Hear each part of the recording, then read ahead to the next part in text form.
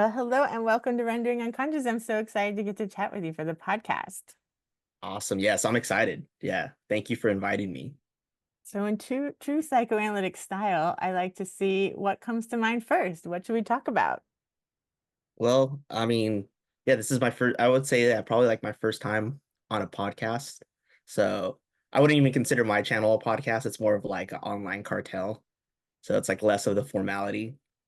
So yeah, I don't know, maybe something psychoanalytic like Lacan related, since it is rendering unconscious. It sounds like that is Lacan related. Talk about your online cartel.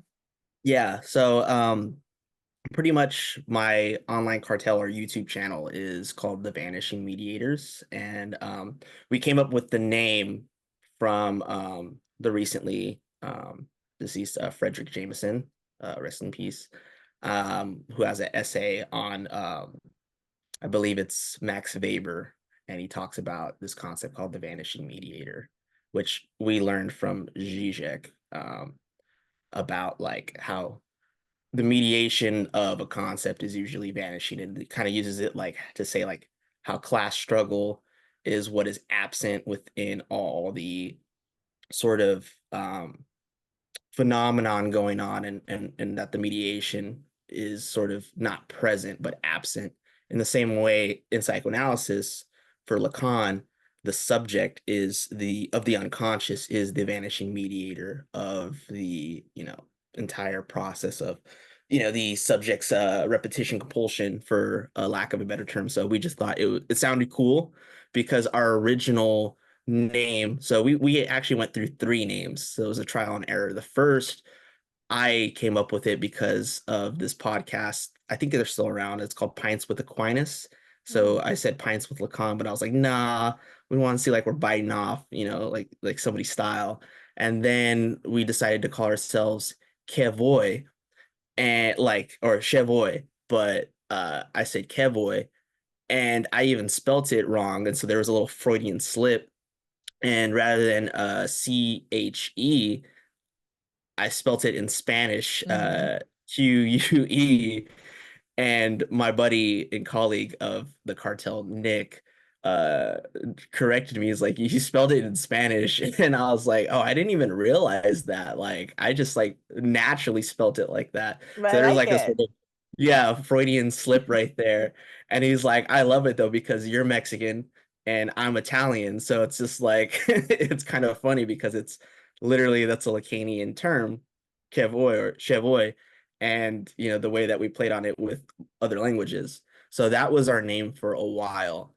And then we decided to switch it to the Vanishing Mediators because our intention was, of course, to focus on Lacan and psychoanalysis, but we didn't want to at the time be grounded in just Lacan. We wanted to focus more on just broad theory at the time, even though I had the intentions of, I still do, of one day pursuing a clinical practice as a psychoanalyst.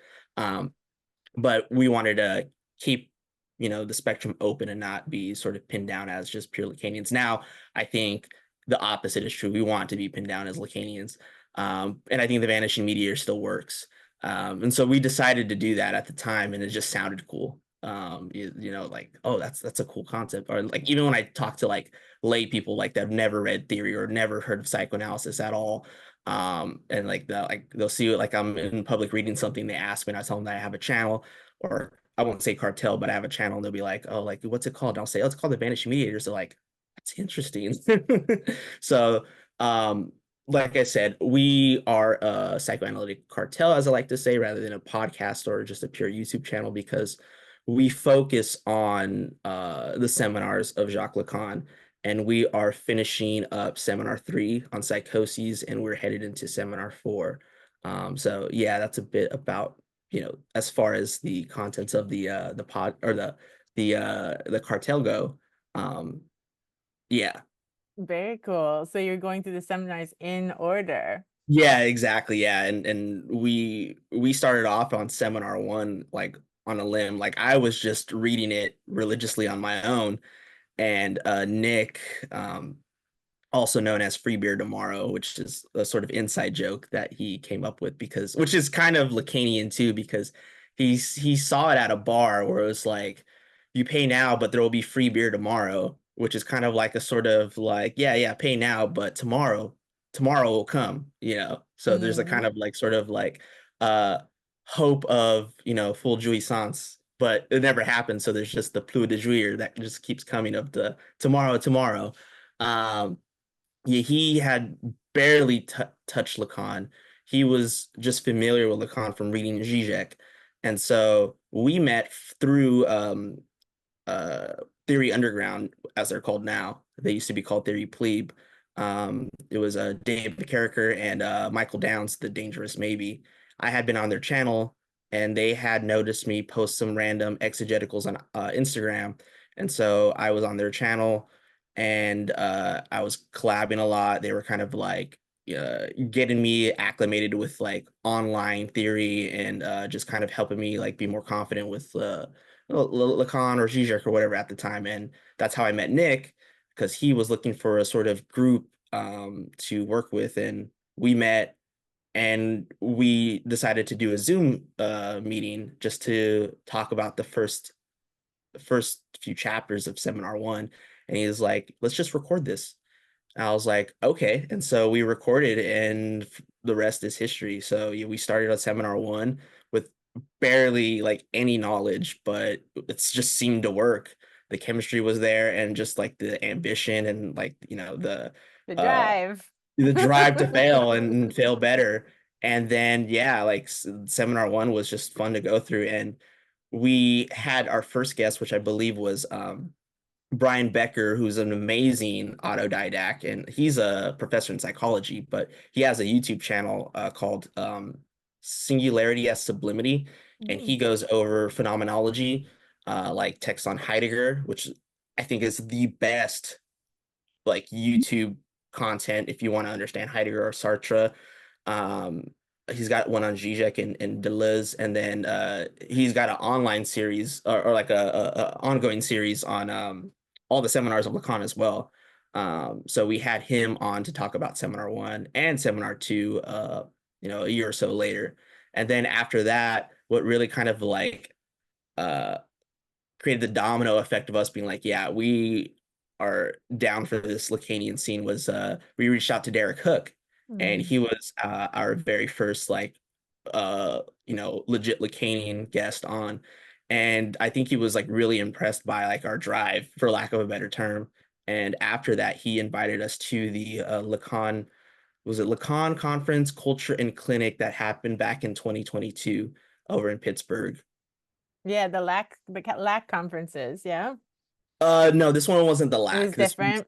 yeah, this was the one I think that he hosts with like Fink and Oh, Sheldon cool. George was there. Oh, Uh Sheldon. yeah, Sheldon was really cool.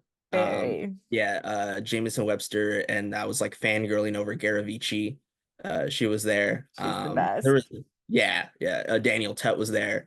It was a the whole squad was there. And we were also, it was a 3-day event, and the second day was a celebration of the 25th anniversary of Bruce Fink's translation of the Acree, which was really cool. That was, it was an open bar and everything. Nice.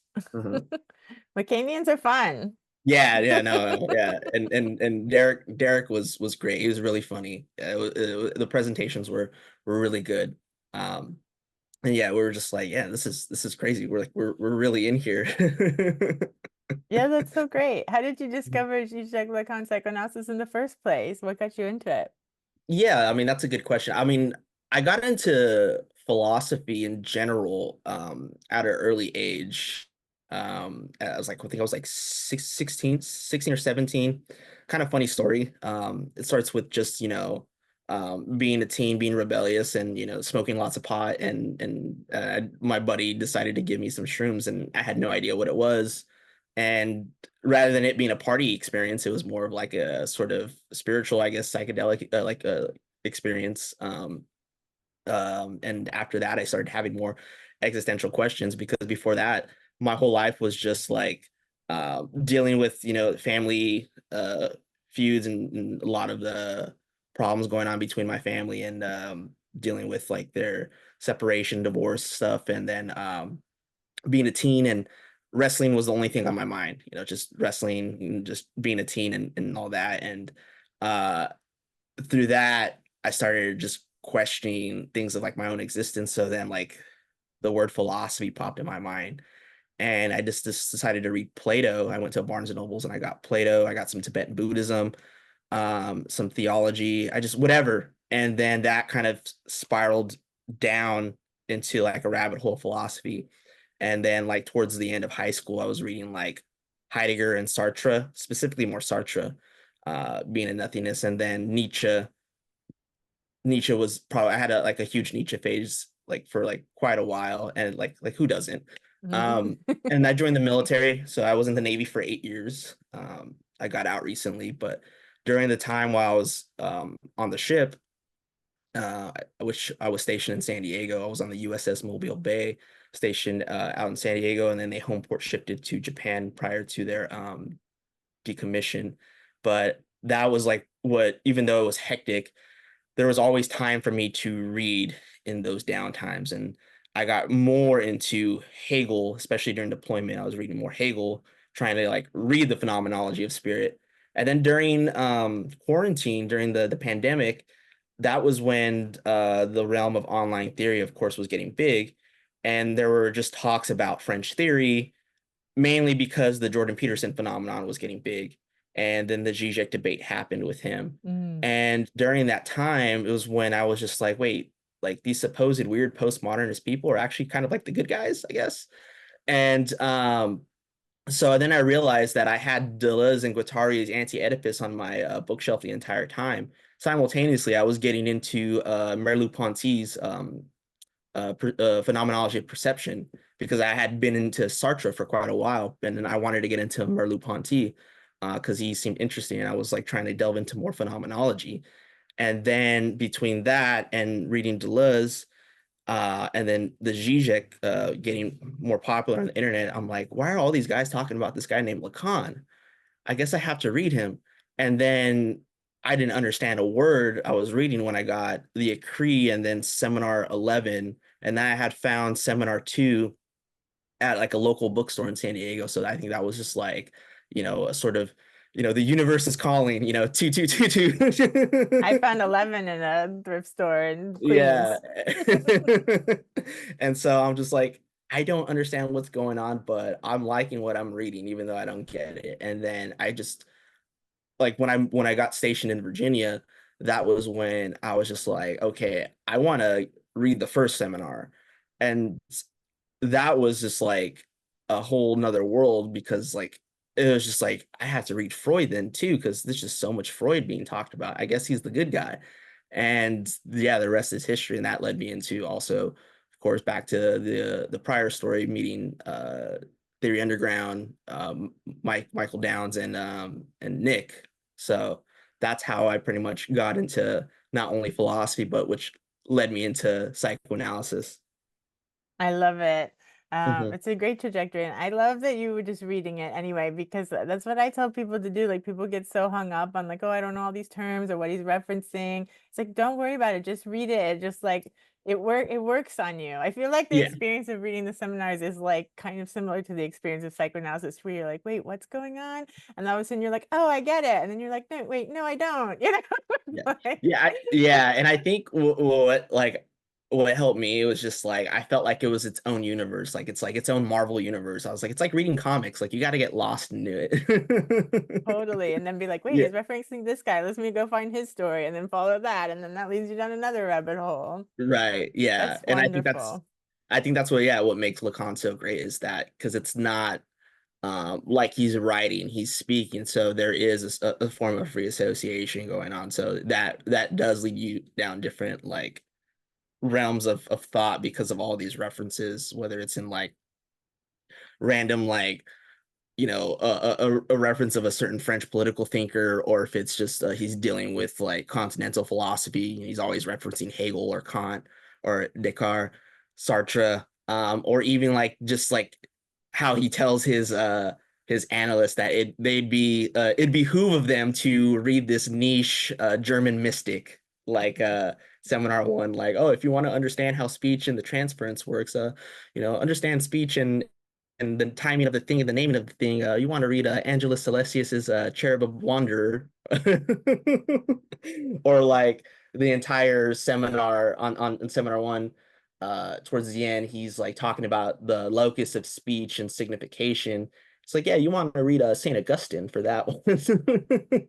Yeah, exactly. And that's why, like we were talking about before we started recording, that's why I couldn't deal with the institute training after a while, because once you start getting into Lacan, it's like, at least the institute I was in is like, this is so boring and like banal. Like Lacan's so much richer and doing so much more for me. I'm just gonna go this Yeah, direction.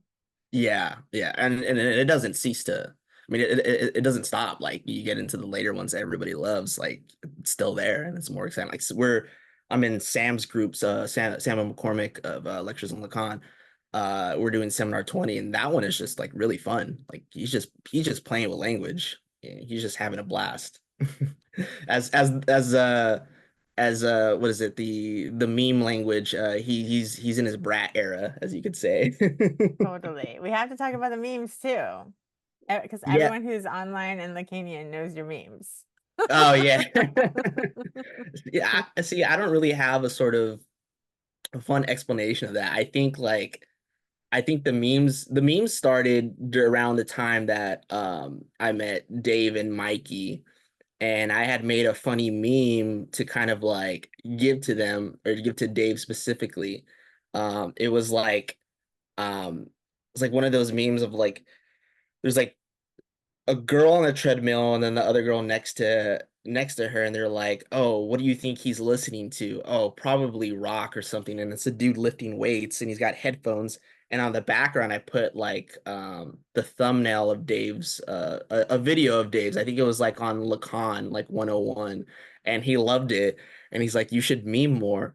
And I just started to do it, and it was right around the time I met Nick. And I think reading Lacan kind of the sort of libidinal excess that comes with just like this Lacan guy is interesting. I started making more memes, specifically psychoanalytic ones, just because him and we just have like a weird sense of humor. So it's just like if we think of it and it's funny, we should meme it. And so that's just how the meme started. And I feel like now it's probably just, yeah, everything going on, the political climate and everything. Like I feel like the memes, I have more of like a sort of writer's block, if there's such a thing for the memes. But I'm still making them, and they're for my own humor. I don't even care if like I get like 10 likes, versus like in the past I felt like my likes would go up to like 300 or more, because they were just like nobody was just making Lacan memes like that. And it was just like my random humor of just like mixing Lacan with like hip hop and stuff like that, and just like again, it's just free association. It's so good. They're so good. Absolutely. And if you ever want to invite the other guys that you're working with on this to come on, just like you're welcome to. It'd be fun for you all to talk Yeah, about for what sure. you're Yeah. doing too. Yeah, no, definitely. We're just like, I think right now we're in a transition where we're like really busy. Like I said, like I got out of the military like back in May of this year. So I'm working through like transition from military to civilian. Nick, he's a school teacher. So for him, he's like dealing with like the school Busy year. And fall. so, Mm. yeah, exactly. So the precious time we have, we're usually like reading, and then we have to like plan around like when we can meet up. And especially our third member, Max, he lives in Germany. So if Max can't do it, I'm like, okay, we gotta postpone then. Totally. Yeah, and Yeah. that's why you're up so early and ready to go. I get it now. Mhm. Yeah, Because my yeah. dog wakes me up at 5:30, but I am not ready to talk on a podcast at 6.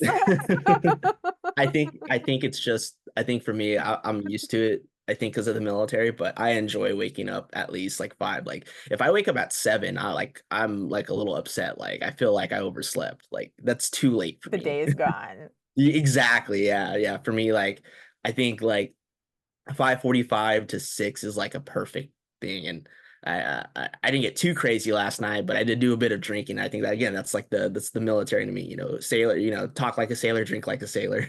Yes, my dad was also in the Navy. There's a big training base near San Diego because that's where he was trained.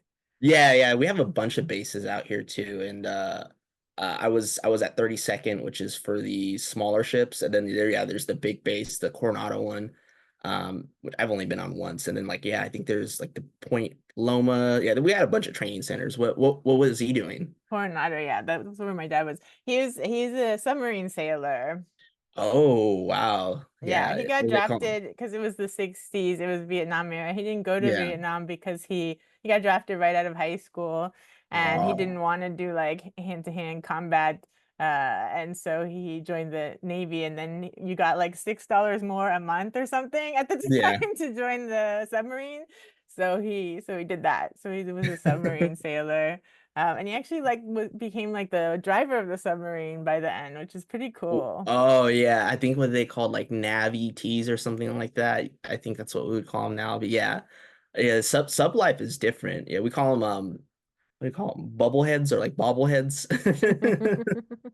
Yeah. Yeah, no, I heard like that's no joke over there in the subs because you have to stay silent because like you're literally like walking by a torpedo or like a missile, and it's nuclear power. Everything's nuclear power there.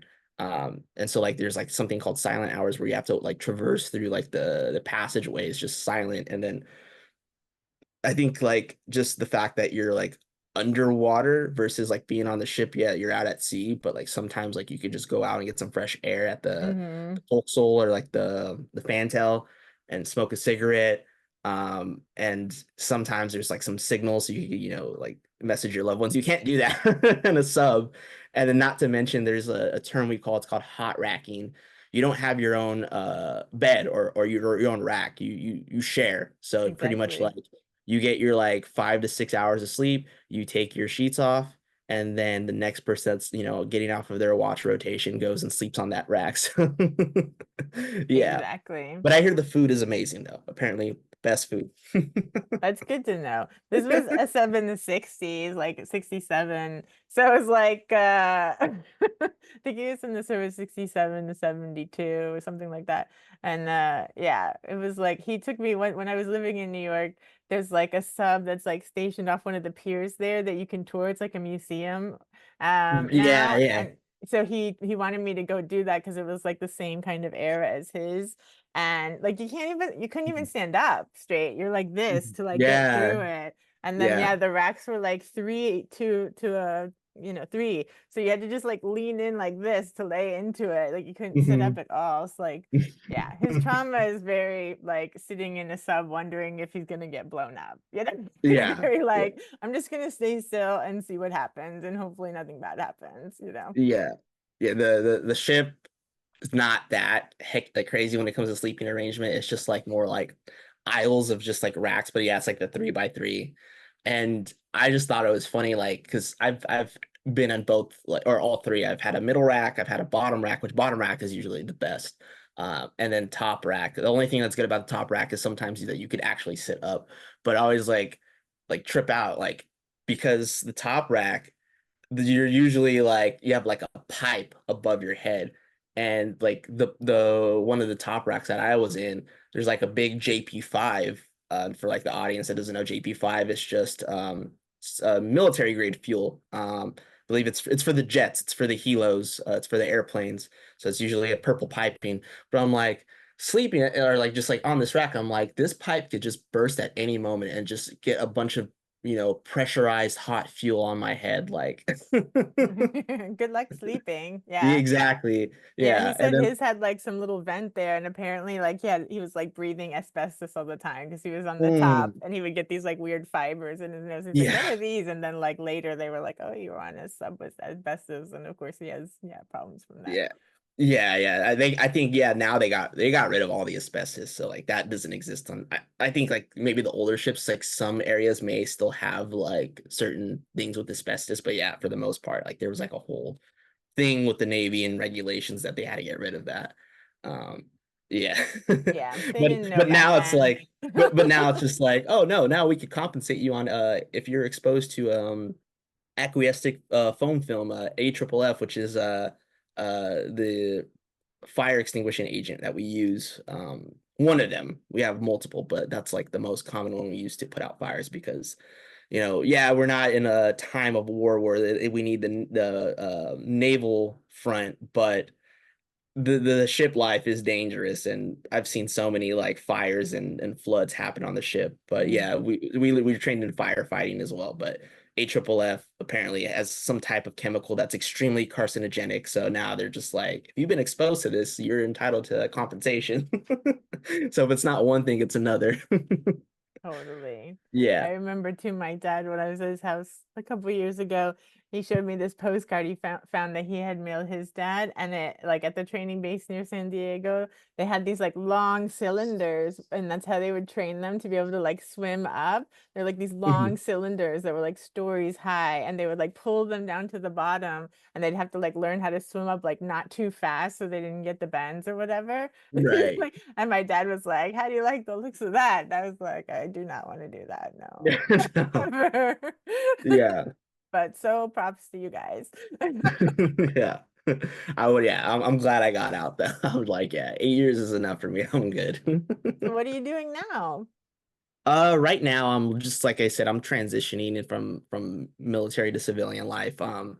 I'm just working two jobs right now while I'm just in the process of getting all my benefits squared away. And Mm-hmm. as I like to say in the Navy, hurry up and wait. Mm. If the Navy owes you something or the military owes you something, they take their sweet ass time. But if you owe them something, they're just like at the door, like, where's my money at? Yeah. So I work right now, I work part-time at a healthcare facility as a cook or a dietary aide, and it's for the elderly, specifically those with like dementia, Alzheimer's. And so like I'm in charge of not only serving food but also like managing specific diets because we have people that are considered renal, so they're on dialysis, so they can't Mm. have specific stuff like citrus. So always managing that. So overall, like in the healthcare industry, and then my new job, which I enjoy a lot, I'm considered a community coach, but I work with young adults who are transitioning out of high school with autism and Angelman syndrome. And so we go to like every day is like a different activity. Like yesterday, we went to the museum over here in Balboa, San Diego, which is a really nice area if anybody's in San Diego or comes to San Diego. We went to an art museum, and there was a really cool area which I'd never been to that museum, so that was really nice. And they had a really good section of just like a bunch of indigenous history, and then like they had a library there, and it was just like a bunch of like African folklore, Chinese folklore, mythology, uh, indigenous symbolism and stuff like that. And I was just like nerding out, but like the group was leaving. I was like, oh, I gotta find, like my buddy. So it's a good job, I love it, and it's very heartwarming. And they're just really great kids, and I love it. Yeah, so that's what I do right now. Yes, they're already making your way into the field. Yeah, exactly. It evokes the desire to read Leon Brenner's work on autism.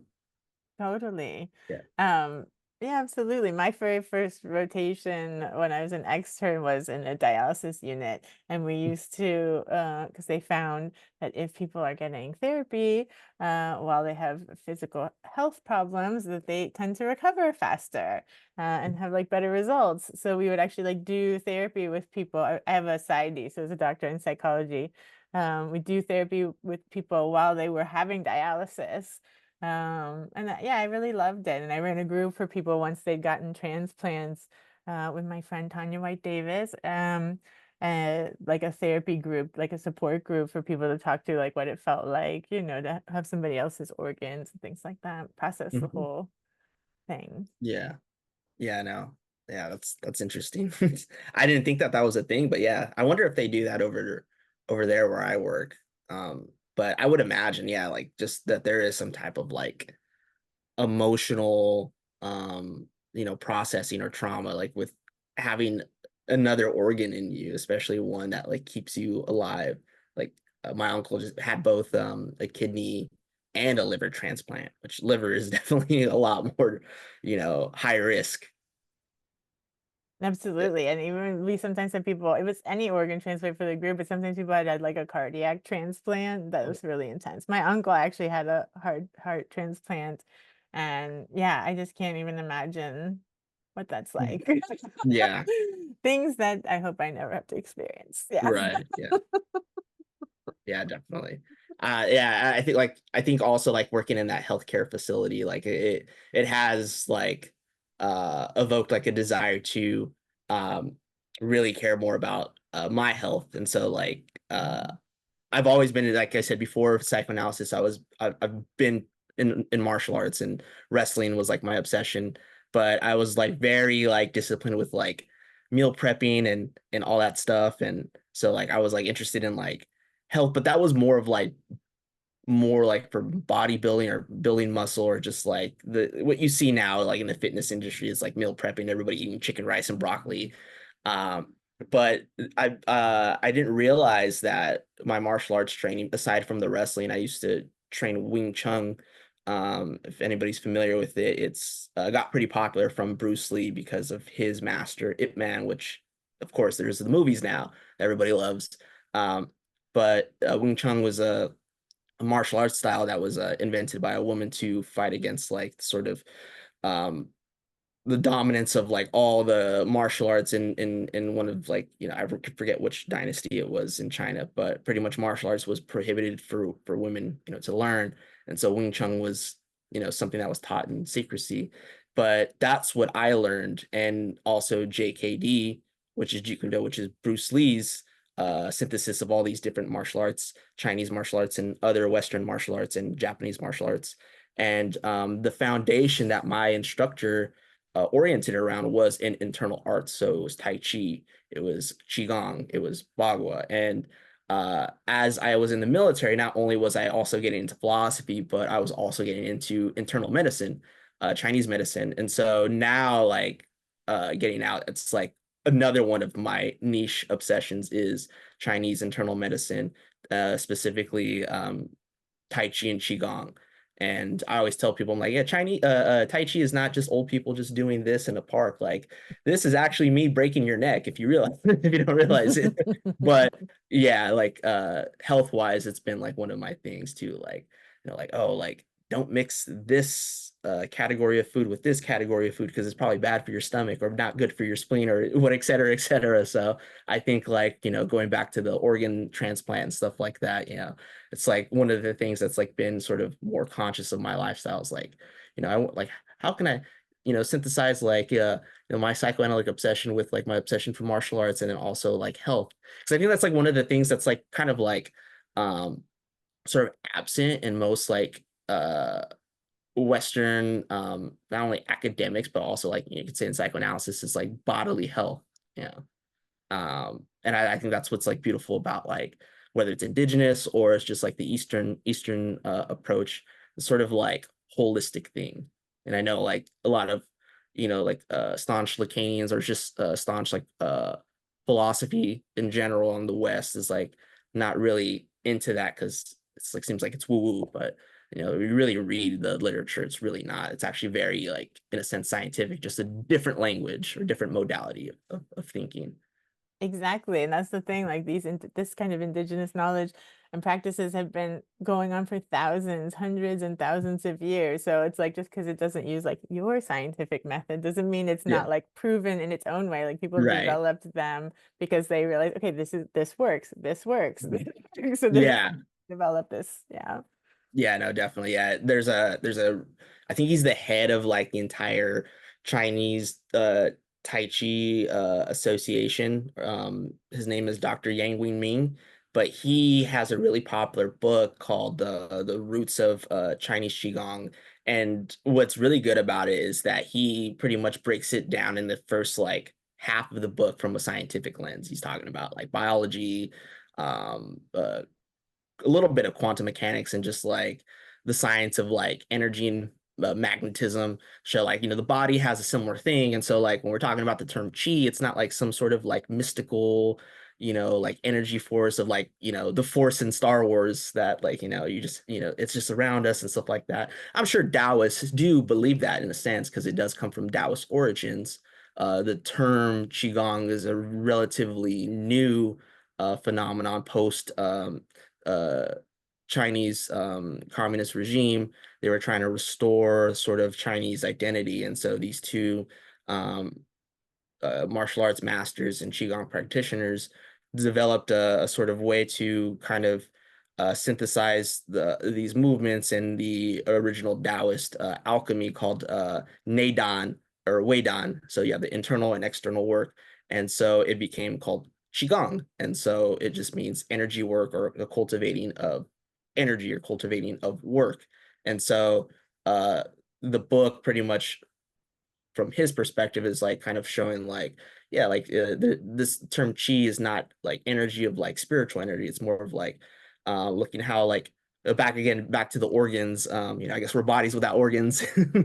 If you want to throw a little Deleuze joke in there, but no, it's like science from the Western side has always sort of categorized things on an anatomical level or reductive or categorizing things, whereas like Mhm. for the Chinese medicine, systems and flows. And so like qi is just movement, like your respiratory system is a movement of qi, your circulatory system, lymphatic system, like all these things are more processes rather than like sort of static things. So it's all about like balancing what's supposed to move and what's not supposed to move. And so with these both the herbal medicine and then the breathing exercises, they help bring long-term health. I like that aspect, but from my martial arts, I'm focused on like building internal power and strength for martial arts. But the health side is still there. Mhm. That's surplus. But yeah, It's a good added bonus. I love yeah, this though, and I love it's going to be great to see you on your journey and how you take these different kind of interests and experiences that you have, and you do blend them together into whatever kind of, psychoanalysis you end up doing when you become a clinician. yeah. I think about that too. It definitely would be interesting. Like I made a joke on Facebook. I was like, imagine me, a Lacanian clinician, and my patient walks in. I'm just standing in horse stance meditating, and I just have them sit there.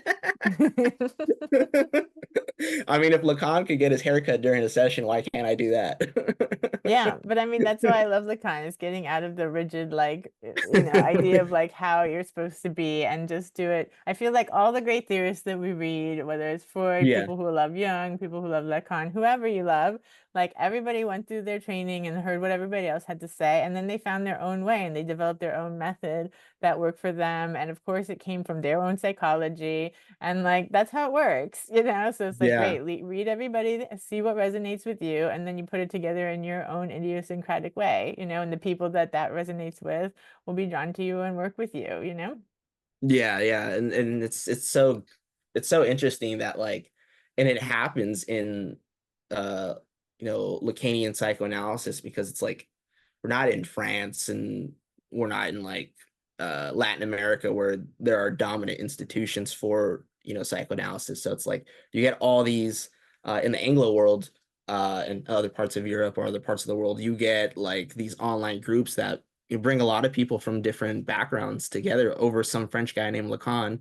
Uh, and the different walks of life. You have like practicing clinicians, you got clinicians of other modalities, you get Mhm. people in the arts and theater, writers, or just like autodidacts like me that are just like nerding out, philosophers, people that are into politics. So it's just like, it's just so cool just to see that how diverse Lacanian Freudian psychoanalysis, is, and there's always like the talk of, or criticisms that, it's Eurocentric, but I would disagree in the fact that like the praxis of it is just the fact that it's bringing all these different walks of life and bringing solidarity to a certain extent, Mhm. going beyond the everydayness of just like um mainstream academia, or just like as you were saying, like how things should be, like how a session should be, just the being creative with it, and the fact that like so many people are just plug and playing with their background and how they're using whatever their background of knowledge or praxis is to dive into these seminars and what the heck Lacan is saying. And yeah, it just overall it brings a productive a solidarity with people. Like I've been in Sam's group for like a couple of years now, or like a year and a half, almost 2 years now. And then of course my own group has been like thriving for like 3 years. And then I'm also a part of if any of y'all know Daniel Tutt, a good comrade of mine. I'm a part of his group Emancipations, where he just started Seminar 17, but I had been in and out of due to military transition, but I was in and out of his Seminar 16 group, and that is probably like hands down my favorite seminar now is Seminar 16. I think that's probably like the best one in my opinion. But yeah, like just to kind of like conclude what I was saying, it's just so diverse, and like who would have thought like just one French guy could bring a group of people together to be like, what is he saying? Yeah, it's great. Well, and I think Zizek really helped with that. People say a lot about Zizek, and he has sometimes opinions that people don't agree with. I don't agree with everything he says, but if one thing he's done is really spread psychoanalysis, and that's wonderful, and I love him for that. Yeah, no, definitely. It was Zizek, and then of course the help of like Mari Rudy and Todd McGowan to follow. But yeah, Zizek bringing Lacan to the mainstream and or just like the public, it was just like probably like the one of the best things that he's done. And so like again like that, like I wouldn't have gotten Lacan if it wasn't for him, and the popularity of the debate of like Jordan Peterson. But yeah, the fact that like yeah, I think like that is the best thing, that and like he was able to apply him to pop culture. I mean, he made those two cinema movies, Purpose Guide to Cinema, Purpose Guide to Ideology. Yeah, yeah, definitely. Totally. So is there anything else that you want to talk about or mention before we wrap up? Anything we didn't get to? Let's see. We talked about, let's see, the my interest in Lacan. We promoted the cartel a bit, which yeah, like get ready for Seminar 4, which is sadly like I don't see too many people talking about Seminar 4 a lot. It's like one that's not mentioned. Like 5 definitely, because it's the graph of desire. But yeah, we will How do be going people over find it? How do people find your cartel? on YouTube. You just type in the Vanishing Mediators. And you'll see that we pop up. It's got an image of Lacan on there, so you can't miss it. And like like I said earlier, we had Derek Hook was like our first one, but we have interviews with multiple people. It's not just us going over the seminars, and I think that's what makes it fun. Like we had ISABEL MILLAR on, Daniel Tutt for his text on the family. We had Leon Brenner, so a lot of the Palgraves peeps. Um, and then one of our favorites, I think, was having Lorenzo Chiesa on, which we're trying to get him back on. If any of you are familiar, Lorenzo Chiesa wrote a really popular text. I actually have it right here. He wrote two. One was a systematizing of Lacan of all the seminars, and the other one is called the Not Two. It's published through Zizek's group, Short Circuits. But this one goes over the famous concept of like feminine jouissance, um, the concept of the non-rapport, and pretty much everything between like seminars 18, 19, and 20.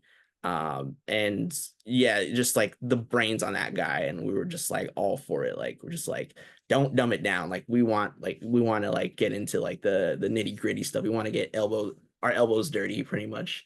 So that was a lot of fun. So yeah, on YouTube, the Vanishing Mediators, and we are looking to get a wrap up Seminar 3, which was really fun, but kind of like the end is just a little dry and kind of like repetitious. It's like, yeah, we already get it. So excited for Seminar 4. And then whatever else we're trying to also do side projects. Specifically for me, it's going to be in a lot of Marxism, because I am a Marxist intellectual. So I want to get into more stuff, radical politics and class struggle stuff. But yeah, what else? Yeah, I talked about my niche interests outside of that. I don't really think there's anything, Do you have anything in mind? No, I think that was great. And if any of you, if you want to refer any of these people to me, just feel free to CC us on an email Yeah, anytime. I'm always looking for new people to talk to. yeah, for sure. No, definitely. And I'm really grateful to be on here. Thank you for inviting me. You're welcome. And we also have a group called Das Unbehagen that I don't know if you're on the listserv yet, but it was a group started in 2012. And the early like people starting it was Jameson Webster and Patricia Mhm. Yuravici, David Lichtenstein, people in New York. And basically Right. we were all like in psychoanalytic training at the time and like very frustrated with it. And yeah, we just like got together. Jameson sent us like 20 people in New York an email and was like, I want to put all of you together in a room and see what happens. Yeah. And then yeah, I made this listserv, and now it's just mostly a listserv. When I was in New York, Jameson and I used to put events together like every week, because we realized like, oh, if there's an analyst we hear that's coming to New York, which everybody does, and we'll just like see if they might want to come and talk to our group of like early career, Yeah. psychoanalysts.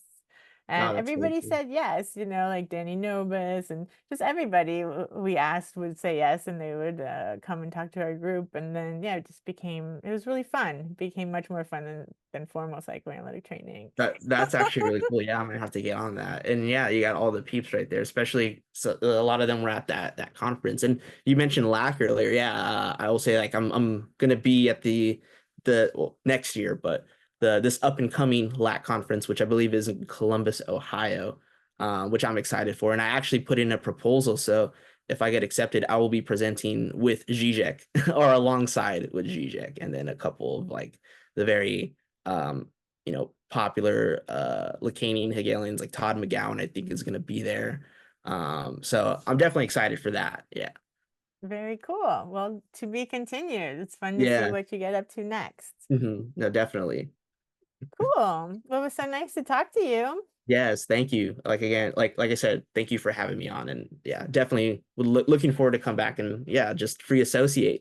Exactly. Anytime you and your friends want to come on, just get in touch. And like I said, send anybody my way. I'm always open to chatting. And I like you said, people from all different parts of the path, whether you're like Mhm. independent study or a psychoanalyst who's written a bunch of books, or someone in the healthcare system, or someone who's a teacher, or someone who just like I've talked to artists that like Lacan, or like Yeah. someone who just like wrote a book about like pretending to be in a Lacanian book club, just like whatever has to do with Lacan or psychoanalysis, I'm into it.